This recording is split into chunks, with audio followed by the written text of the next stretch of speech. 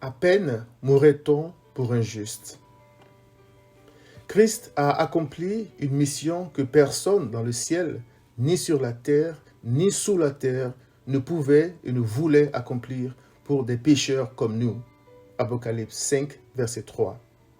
Cette mission consistait à laisser sa gloire de côté pour devenir un être humain, venir parmi un peuple de pécheurs hostiles, vivre parfaitement sans commettre un seul péché, proclamer la vérité de l'Éternel à des rebelles, poser des actes de compassion envers ces rebelles, accepter de se faire humilier publiquement par ces mêmes rebelles sans être coupable de quoi que ce soit, accepter d'être flagellé avec une lanière de cuir comportant des morceaux d'eau et finalement se laisser crucifier comme un criminel. À qui profitait un tel sacrifice?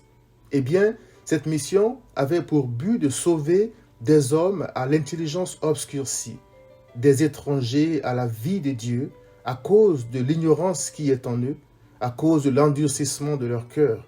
Éphésiens 4, verset 18, des hommes morts par leurs offenses et par leurs péchés, dans lesquels ils marchent selon le train de ce monde, selon les ordres de Satan, des fils de la rébellion en qui agit l'esprit du mal, des hommes qui vivent selon les convoitises de leur chair, accomplissant les volontés de la chair et de leurs pensées et par nature des enfants de colère. Éphésiens 2, versets 1 à 3. On comprend donc aisément pourquoi cette mission était impossible à toute créature. L'Éternel a donc envoyé Christ, sa parole faite chair, afin de racheter un grand nombre de pécheurs. Christ a réussi cette mission grâce à une qualité qui nous manque à tous. Dans la chair, Christ était certes pleinement homme et Dieu, mais sa divinité n'est pas venue au secours de son humanité quand il devait souffrir. Il a ressenti la douleur de l'humiliation, de la flagellation et de la crucifixion comme nul au monde, parce que pour avoir une idée de sa souffrance, il faut multiplier la douleur de chaque coup qu'il a reçu par le nombre de pécheurs dont il s'est porté garant.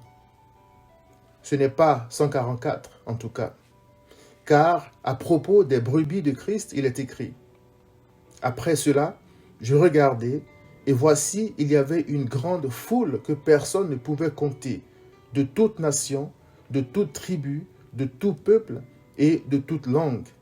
Ils se tenaient devant le trône et devant l'agneau, revêtus de robes blanches et des palmes dans leurs mains. » Apocalypse 7, verset 9. Christ a peut-être reçu 40 coups moins 1, mais pas comme l'apôtre Paul, 2 Corinthiens 11, verset 24.